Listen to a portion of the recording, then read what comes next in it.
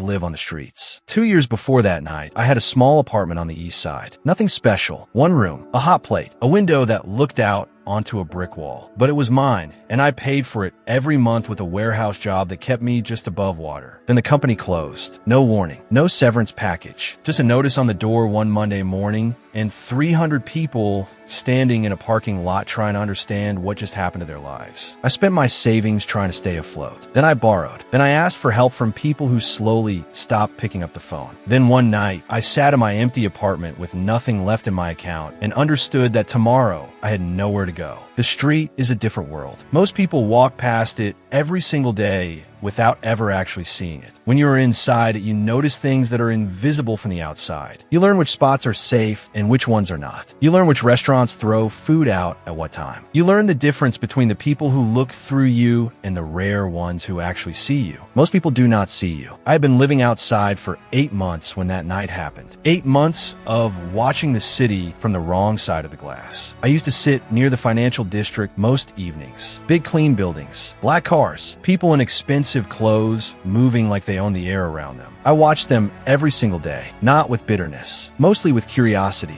I always wondered what it actually felt like inside that world, whether they knew how different everything was from where I was sitting. I had no idea. I was about to find out. It was a Thursday in October, late, probably close to 11. The streets had thinned out, and I was settled into my usual spot with half a sandwich I had found near the coffee shop on Fifth Avenue. The city had that specific quiet it gets late at night, where you can hear your own thoughts clearly for the first time all day. Then I heard footsteps, fast ones, heels hitting pavement hard. Not the sound of someone rushing for a cab, the sound of someone frightened. She came around the corner fast, and behind her 2 men were closing the distance. One of them already had her bag strap in his hand and was pulling hard enough that she stumbled. The few people nearby froze completely. Nobody moved. Nobody said a word. I watched it happen for exactly 1 second, and then I was already moving. I did not know what I looked like charging at 2 grown men in a torn jacket and dirty boots. Probably insane, but I hit the first one hard enough to knock him sideways and grabbed the second by the collar and drove him into the wall behind him. They looked at me, then at each other. Then they decided whatever was in that bag was not worth whatever was wrong with me. They ran. The whole thing was over in maybe 30 seconds. She was pressed against the wall, breathing in short, sharp bursts. Her coat was half pulled off her shoulder. Her hair was everywhere. Her eyes were wide and locked on me with an expression I could not quite read, somewhere between shock and something else entirely. Her phone had fallen on the ground. I picked it up and handed it back to her without saying anything. Then I turned and started walking back toward my spot. She said, "Wait." I stopped. She asked if I was okay, which struck me as strange considering what had just happened. I told her I was fine. She said her name was Elena. I told her mine was Marcus. She looked at me then, really looked, not past me the way most people did, at me, at my jacket, my boots, the cardboard 20 feet behind me that she had clearly already noticed. She did not look away. She did not look uncomfortable. She just stood there thinking for a moment like she was making a decision about something important. Then she asked if I had somewhere to be. We sat on the steps of a closed building half a block away, and she told me she had just come from a board meeting that ran 3 hours over schedule. Her driver had been waiting outside the building, but she had slipped out a side door to get some air, and her phone had died before she could reach him. She had walked 1 block in the wrong direction and found herself on the wrong street at the wrong time. Then she asked about me. I almost gave her the short version, the polished lie that makes people comfortable. But something about the way she asked made me just tell her the truth. The warehouse, the apartment, the 8 months, all of it. I sat there on those cold steps and told a complete stranger the entire honest story of how I ended up where I was. She listened to every word without interrupting once. When I finished, she was quiet for a moment. Then she said something I've turned over in my mind almost every day since. She said most people in her world had spent their entire lives collecting things and understanding nothing, and that I had spent 8 months with nothing and understood everything. I did not know what to do with that. She asked if I had ever worked in business or strategy. I actually laughed. The first real laugh I had managed in months. I told her the most strategic thinking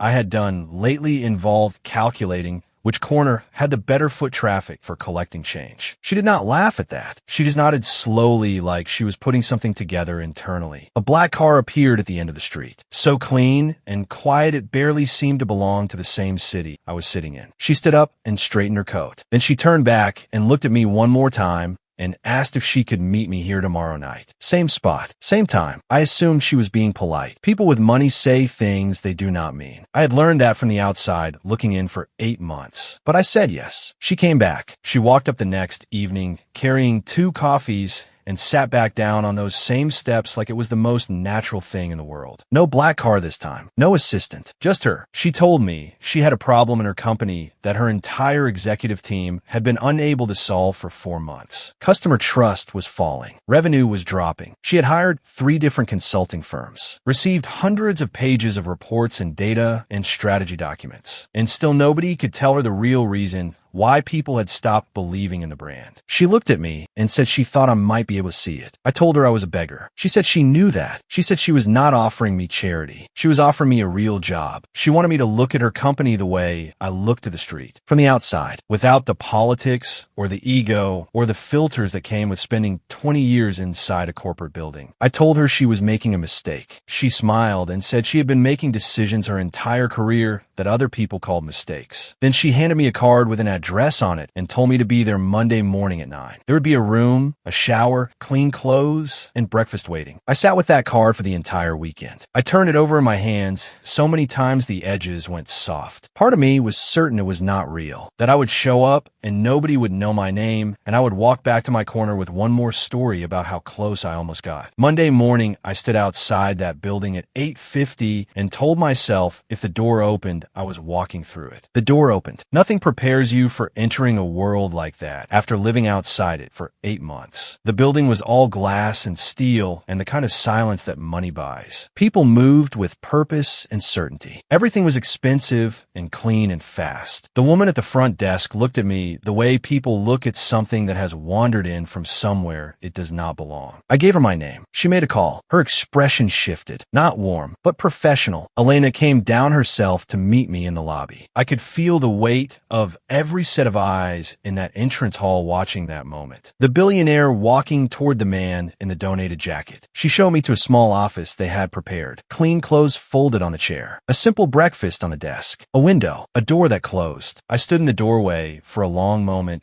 just absorbing the fact that I was standing inside a room that belonged to me, even temporarily. After 8 months of open sky and cold concrete, a room with a door felt almost unbearably good. I got to work immediately. Elena gave me access to everything. Customer complaints, return rates, social comments, campaign data. I read through all of it for 3 straight days. But more than the documents, I asked to visit the stores, to stand in the lines, to watch customers the way I had watched the city from my corner. And I saw it within a week. The problem was not the product. The product was genuinely good. The problem was invisible and it was everywhere. Every single customer touch point carried the same quiet tone. The packaging language, the staff training, the advertising, all of it had this subtle underlying message that said we know better than you do. Customers felt it even when they could not name it. And feeling looked down on by a brand you are spending your money on is the fastest way to lose someone forever. I wrote everything down in plain language. No business vocabulary, no charts, just exactly what I saw and why I believed it was pushing people away. Elena read it in one sitting. Then she called a full board meeting and put me in the room. That was the first time I saw Victor. He walked into that boardroom like someone who had never once in his life questioned whether he belonged somewhere. Tall, expensive suit, the kind of easy confidence that comes from growing up inside rooms exactly like that one. He was Elena's largest outside investor and had been connected to her father's company for over a decade. Everyone in that room knew him. Most of them deferred to him before he even opened his mouth. He sat down at the far end of the table and looked at me once. A single calm, measured look. Then he turned his attention to Elena and smiled like I was already not in the room anymore. I presented my findings for 20 minutes. No slides, no data, just what I had seen and why it mattered. When I finished, the room was quiet in the specific way that means something landed. The board chairman said it was the clearest diagnosis of the problem he had heard in 4 months of trying. Victor said nothing, but on the way out, I felt his eyes on my back and understood without a single word being exchanged that something had just begun between us that had nothing to do with brand strategy. The company started moving in the right direction fast. Customer sentiment shifted within 6 weeks weeks of the first changes rolling out. Trust scores climbed. Returns dropped. The board was cautiously impressed. Elena kept bringing me into rooms, kept asking me to look at things, kept translating what I observed into decisions the company could act on. And somewhere inside all of that work, something else was growing between us. Quietly, the way real things tend to grow. Late evenings in the office after everyone had left. Food ordered in. Conversations that started about the company and drifted somewhere much more honest. She told me about growing up inside her father's empire. About taking over at 26 with a boardroom full of people waiting for her to fail. About the loneliness of never knowing who actually saw her versus who saw what she controlled. I understood that more than she could have known. What was building between us was not dramatic or loud. It was just two people who had both spent years being invisible in completely different ways, finally being genuinely seen by someone. Victor watched all of it. He started appearing more. Dinners with Elena that ran long. Gifts sent to her office. Conversations in the hallway that ended when I walked past. He was careful and smooth and never once did anything that could be called inappropriate. He was simply always present, always reminding Elena and everyone around her that there was a version of her life that made considerably more sense than the one currently unfolding. I said nothing. I just worked. It happened in a board meeting 6 months after I arrived. The meeting was about the next phase of brand expansion. I had been preparing the framework for 2 weeks. Elena had reviewed it. The board was expecting a strong presentation. Victor arrived with his own agenda. Midway through the session, he raised his hand and asked a question that was not really a question. He asked the board whether they had considered the liability of building a major strategic direction around the instincts of someone with no formal education, no professional background, and no verifiable experience in business of any kind. He said it professionally, calmly, with exactly the right tone of reasonable concern. He never raised his voice. He never called me a beggar directly. He did not need to. Everyone in that room understood what he was pointing at. He then suggested that perhaps the recent positive metrics were natural market correction that would have happened regardless of any single internal contribution. The room shifted. I could feel it. People who had been nodding at my work for months now had uncertain expressions. Elena sat at the head of the table, and I watched her face and saw the exact moment the pressure of her world landed on her all at once. She did not defend me. She moved the meeting forward. I sat there and absorbed it and kept my face completely still because the street teaches you that showing pain to the wrong people is the most dangerous thing you can do. After the meeting,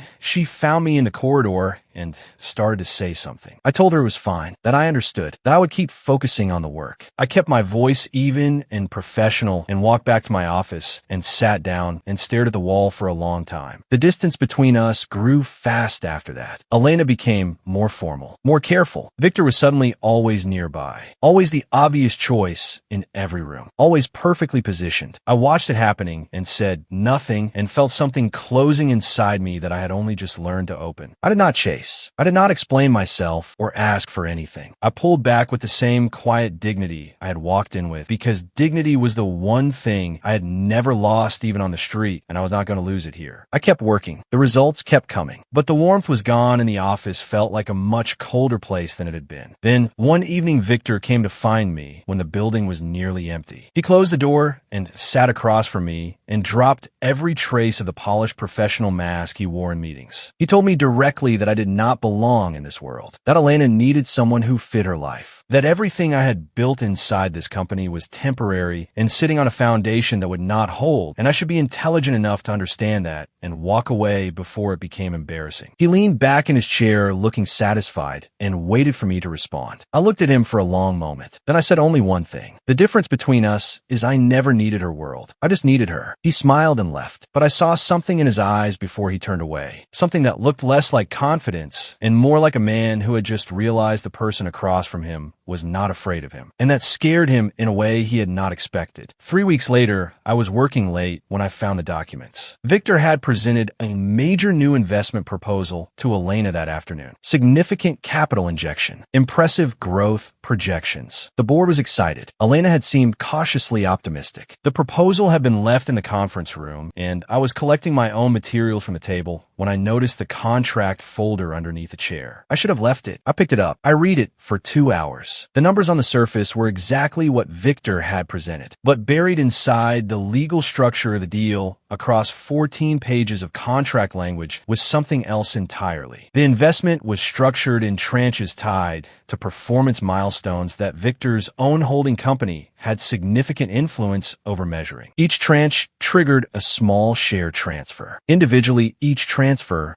looked minor, but I mapped them all out on a piece of paper and looked at the total and felt cold. In 3 years, if all tranches were executed, Elena would hold less than 40% of her own company. Victor would control the rest through 3 different holding entities that were never mentioned in the presentation. He was not investing in the company. He was buying it quietly, one reasonable looking clause at a time. Using Elena's trust as the key to a door she did not know was being unlocked. I sat in that empty conference room for a long time. I thought about what it would cost me to walk into Elena's office with this. We were barely speaking. She had chosen distance. She had let Victor use me as a target in front of her board and said nothing. Walking back in now with this felt like the last possible move. The kind of move that ends things permanently one way or another. Then I thought about her sitting across from me on those cold steps, telling me about the loneliness of never knowing who actually saw her. I picked up the documents and went to find her. She was in her office alone. I put the documents on her desk without a word and let her read. She went through everything slowly, page by page. I watched her face change as the structure became clear to her. The careful optimism from the afternoon dissolved completely. When she finished, she looked up at me and asked why I was bringing this to her. After everything, after the board meeting, after the distance she had put between them, after all of it, why? I told her simply, because I was not capable of watching someone I cared about walk into something like this and staying quiet to protect myself. That was not something I knew how to do. Not for her. Not for anyone. She looked at me for a long time, and then something in her face changed in a way I had not seen since those first evenings working late together. Like a window opening after a long winter. She picked up her phone and called her legal team. Elena moved with the kind of quiet precision that reminded me of exactly why she was running a billion-dollar company at her age. Within 48 hours, her legal team had documented everything. The share transfer structure, the holding company connections, the discrepancy between the presentation and the actual contract language. It was all laid out clearly and completely. Victor was invited to a private meeting with Elena and the board chairman. No audience, no drama, just 3 people in a room and a folder of documents on the table. He was given a single choice: walk away from the deal completely and quietly, or have everything documented and submitted to the financial regulatory authority with a full account of what had been attempted. He walked away. His exit from Elena's company was announced 2 days later as a mutual decision to pursue different directions. Professional, clean, the kind of ending that looks like nothing from the outside while meaning everything from the inside. What followed him out the door was quieter and more permanent. The board chairman made 3 phone calls to people who mattered in that industry. The kind of calls that do not leave records, but leave impressions. Victor did not disappear entirely, but the rooms that had always opened for him started finding reasons to be occupied when he arrived. The board turned their attention back to the man who had found what nobody else had thought to look for. A week after Victor was gone, Elena came to find me. Not in a meeting, not through an assistant. She came to my office door in the evening when the floor was quiet and knocked like she was not sure of her welcome. I told her to come in. She sat across from me, and for the first time in months, there was nothing between us. No distance, no performance, no world looking over her shoulder. She told me she was sorry, that when Victor came after me in that boardroom, she had frozen, that the weight of every expectation she had ever lived under had landed on her in that single moment, and she had failed. She said she had spent her whole life making brave decisions about business and had been a coward about the one thing that actually mattered. I listened to all of it. Then I told her that being scared made complete sense, that the gap between her world and mine was real, and it would always require more courage than most people have to stand across it without flinching. I did not blame her for the moment she flinched. She asked if we could start again. I told her we never stopped, that I was exactly where I had always been. She just needed a look. 8 months after that evening, I took Elena back to those same steps, the ones where we had sat with 2 coffees and she had seen me for the first time. I had thought about that moment so many times in the years since. 2 people sitting on cold concrete in the middle of one of the most expensive cities in the world. Her with everything, me with nothing. Both of us more honest in that hour than either of us had been in years. I had no elaborate plan, no grand gesture designed to perform for other people. That was never who I was, and she had chosen me specifically because of that. I just told her the truth the way I always had. I told her that I'd spent 8 months invisible on those streets, watching a world I thought I would never enter. That she had walked into my life with 2 coffees and the radical idea that I had something worth seeing. That everything that came after, the job, the boardroom, the company, the fight, all of it had been extraordinary, but none of it was the thing that had actually saved me. She had saved me, not from the street, from a belief that I had nothing to offer the world. Then I got down on one knee on those same cold steps and I asked her to marry me. She said yes before I finished the sentence. I want to tell you what I know now that I did not know on that cardboard box 3 years ago. Your value is not your bank account. Your insight is not canceled by your circumstances. The world will try to make you invisible by convincing you that what you have to offer only counts if it comes packaged in the right education and the right background and the right address. That is a lie. It is the most expensive lie the world tells, and the most people believe it. Marcus from the cardboard box on 5th Avenue had something that 4 months of consulting firms and 20 years of boardroom experience had completely missed. Not because he was special, because he had learned to see clearly from a place where nothing was obscured by comfort or assumption. Victor had everything the world said mattered. The money, the connections, the credentials, the confidence, and he used all of it to take rather than build, to diminish rather than see. Elena had a billion-dollar empire and felt more alone inside it than I had felt on the street. The things that actually change your life are almost never the things you are chasing. They're almost always the things that happen in the moments when you act like yourself completely. When you charge at 2 men in a torn jacket because something in you simply could not stand there. When you hand back a phone and walk away without asking for anything. When you put documents on a desk knowing it might cost you everything. Those are the moments that build a life. My name is Marcus. I was a beggar. Then I was a consultant. Then I was the man who almost lost everything and found something better instead. And on a cold evening on a quiet set of steps in downtown New York, I became the luckiest person in the world. Not because of what I had, because of who finally saw me. If you found Marcus's story, hit different, drop a like and subscribe because there is more coming. Next video, what your car says about your wealth level. Most people think they know. They don't. Watch it.